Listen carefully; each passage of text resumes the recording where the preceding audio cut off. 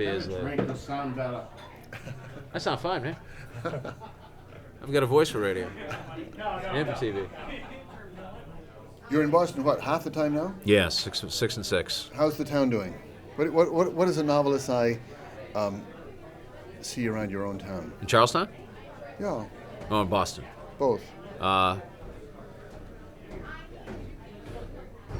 Right now, I think it's like a lot of cities. I'm interested to see how this new Gilded Age is going to fall out. This, people are being priced out everywhere. I mean, they're being priced out of Charlestown. They're being priced Charlestown completely. They're being priced out of Southie. We have entered something that's similar. It's going on in New York. I see it, happening. Nobody can afford to live in the Village anymore, even the East Village. We are entering this new Gilded Age, and it's kind of horrifying. And I want to see what it's going to say about cities as we get on. And all of a sudden, the only people who can live in a city are people making 7 figures. It's going to be interesting. The America that we knew growing up is just vanishing, and not vanishing in the way that the fringe right wingers want you to believe, that we can get back to some idealistic 1950s that never existed. But it's more this thing of isn't anybody paying attention? They destroyed there's no more unions left. They're destroyed. After they went after the unions, then they just outsourced everything. So now there's no jobs left. Now they got the people who have lost all their jobs, lost their houses, lost everything, believing that the reason that they've lost it is everything but the real reasons that they have. And everybody just seems to say, fine, as long as I can get things for $3, $3 a can at Walmart, I'm okay. And I think we're just watching America fiddle while it burns. Is that what we're afraid of? Is it that everybody's fiddling while Rome's burning, and there's a few of us just kind of going, don't you see that fire?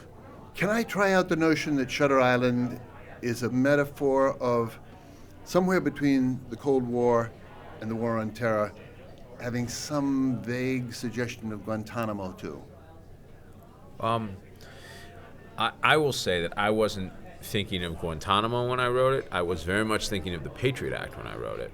I was very angry about the Patriot Act. Yeah, spell it out.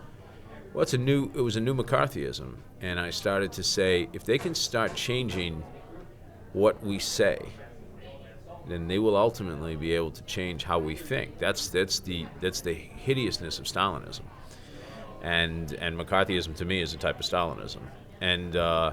And so when I saw the Patriot Act and I saw what they were asking us to give up in terms of our civil liberties, I got very angry, and I said, all right, I'm going to set a book during McCarthy, and I'm going to have it be about the price of repression on every level that I can find. And that really becomes what the book is about. It's about the systematic sort of disintegration of a person's mind because of repression. Did people get Shutter Island, do you think? I wondered. At that level? I don't think so. The French did, which was very interesting. The French totally got it. Do people get it? No. Should they get it? Do they need to get it? No. My desire was, when I wrote that book, was very specifically to model it after B movies of the 50s that people didn't get for 10 years, 15 years, 20 years. Movies like Invasion of the Body Snatchers, movies like Night of the Hunter, Manchurian Candidate. Manchurian Candidate is still the single greatest political movie ever made. Amen. Thank you. And is so prescient. I mean, you look at the noise machine that's out there now, which is, there's a moment in the Manchurian Candidate where the McCarthy character says, who's just a weak, ineffectual guy, turns to his wife, Angela Lansbury, the great evil Angela Lansbury, and says, babe, they're making fun of me. Are there 33 communists or are there 43 communists in the House of Representatives? And she says, never you mind. Are they saying, are there any communists? No. They're just arguing about the numbers. And if that doesn't just sum up, the way that the noise machine is out there now when they run out and they say, the president's trip is costing $200 million. Just get it out there. It doesn't matter that it's true or not. Just get it out there. His trip to China, Indonesia's costing $200 million a day. Who cares if it's true? Who cares if we know it's true or it isn't true? He'll just spend all his time defending it, and we've won. And that, I think, is very depressing, and it's very depressing the way most of the media has rolled over. I'm not happy with the media in this country either. Dennis, we love novelists partly because, We love novelists, Dennis, mainly because I think they are the anthropologists and even the journalists, but the historians that we'll trust in the long run. America is really sucked into a mythology about itself that's not true and never has been. And I find everybody is desperate to get back to this idealized time, and what they're really wanting to get back to is their own childhoods. They want to get back to the world when they were 9 years old. So you have idiots like, and I'm sorry, there's no other word for him. You have an idiot like Glenn Beck talking about the wonderful times in which he grew up. Wonderful times in which he grew up in the 1970s.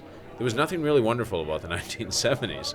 It wasn't Beaver Cleaverville. You know what I mean? It was riots in the streets. It was gas lines. It was a president leaving office in disgrace. It was a 1.5 year president who followed him. It was Iran. I mean, the 70s were a disaster. And yet, so what is everybody really dreaming about? What do they want to get back to? They want to get back to when they were children. As far as the national myths catching up to us, or maybe some of the things that you're discussing in terms of the Cold War, in terms of our past. Yeah, I mean, all past is prologue. I think it's central to a lot of art, particularly to noir.